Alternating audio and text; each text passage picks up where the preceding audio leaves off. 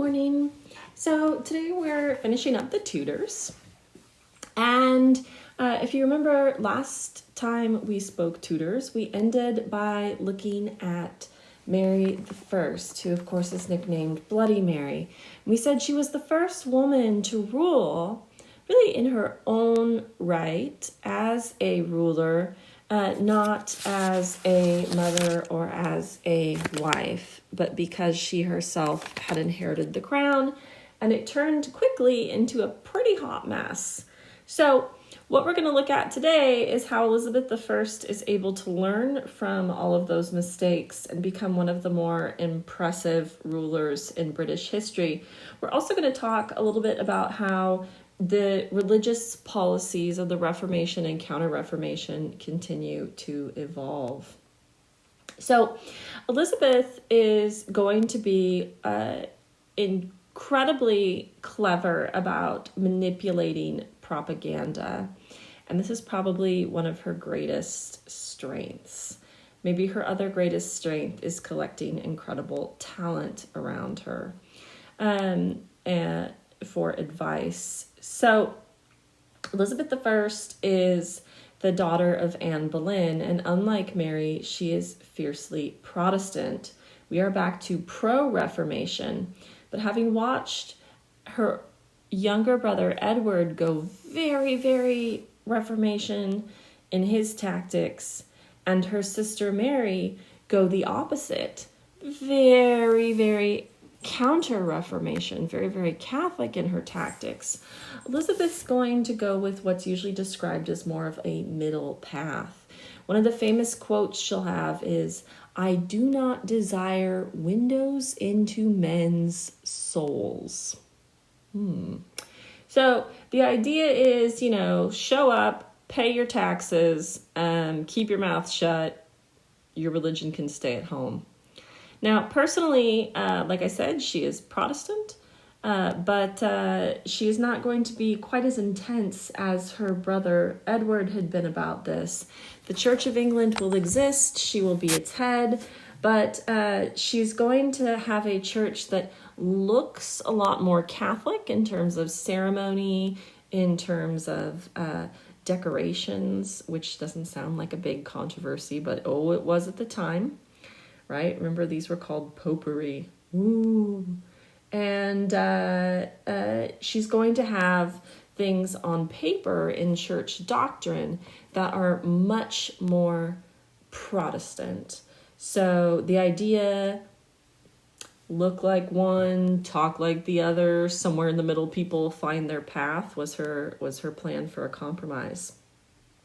When she sets this up, she's using, like I said, a team of incredible advisors. So the man in the top center is William Cecil Lord Burghley, and he's probably her most important figure. He's her Secretary of State, and he helps her devise this religious policy. He's holding what looks like a magic wand that's actually called a stave of office, which is a symbol of his government job. And he's one of her closest advisors. The man under him with the large white ruff is Francis Walsingham, who is head of her intelligence. As a female ruler and as a Protestant ruler in a predominantly Catholic Europe, there were a number of times her claim to the throne was challenged because she was seen as potentially not a legitimate ruler for both of those reasons. And Walsingham, as head of her intelligence, provided her with one of the most advanced spy networks of Renaissance Europe. Next to him in the silvery armor is Robert Dudley, the Earl of Leicester, and he is in charge of one of her court factions. There are many who claim that if she ever did have a serious romantic relationship, it was with Robert Dudley, and certainly she was very fond of him. But she will use him as an important military leader, so he also has political purposes. Now, let's talk some more about this propaganda and this lack of marriage. Elizabeth I's famous nickname was the Virgin Queen, and there are debates about whether or not she ever engaged in a sexual relationship. Some say, yeah, sure, whatever, like that didn't happen. However, you'll find others who say, well, based on the lack of privacy in Renaissance Europe, we'd have had more direct confirmation if she had been involved with anyone in this way, and she was too smart to risk the political implications. It's possible either way, and I suppose it's only her business in the end. But Elizabeth certainly doesn't marry, and part of this is probably from watching her older sister. She's learned that if you have a foreign husband, you're in trouble, because then your country sees you as unpatriotic, since a woman is her husband's property. She's also learned that if you have a husband at home, then you're seen as playing favorites with factions. It's a lose-lose during the 1500s for a woman who runs a country to get married. She'll also use this as an important bargaining tool. Look at the two pictures of her in the top left and then the top right corner. They give you a sense of what I mean when I say she knows how to work propaganda and bargaining. Here she is in this very sort of feminine for the time, grandiose, jewel-covered white dress in the top left corner, right? The blue skies are chasing away the storm. She looks very queenly and feminine, but oh, look at the bottom. Yes, her dainty little slippers are crushing the globe.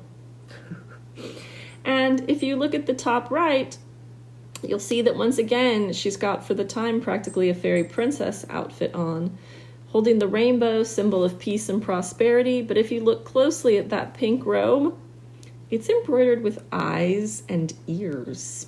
Yeah, to remind you that she's watching you, so don't screw up. So this combination of femininity and toughness is what she's famous for.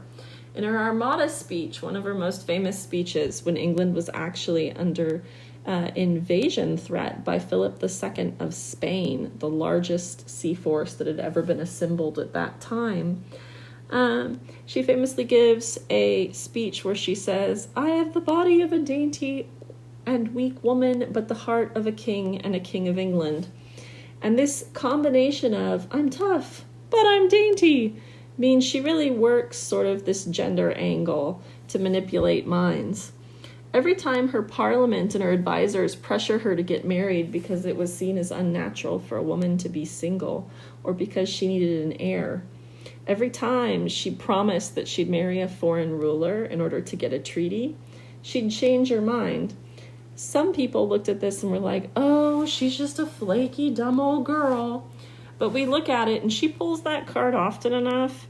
She knows exactly what she's doing. She says, oh, I'm sorry, I was gonna get married. I changed my mind. Too bad I'm a girl and I'm just not smart enough to even tie my own shoelaces. She's working it, and she's playing these politicians like a violin. So she manages to keep a sort of religious peace. She manages to navigate gender channels, but this does mean she has no heir. That's going to lead to serious problems. On her death, she has two cousins who are eligible. She chooses the son of Mary, Queen of Scots, allegedly. On her deathbed, she's supposed to have passed over a ring at the mention of his name. Because people ran away from Mary I, Elizabeth's big sister, as she died, she didn't want to tell everyone who the next ruler was going to be when she got old. She didn't want to be abandoned. But many people favored James I, Mary, Queen of Scots' son. I realize having two Marys is confusing, but bear with me. Mary, Queen of Scots, was Elizabeth's famous rival, whose head she'd actually had cut off. We're going to talk about her in the next video, and this is your fair warning that if you've been watching Reign on Netflix, you better finish it unless you want spoilers.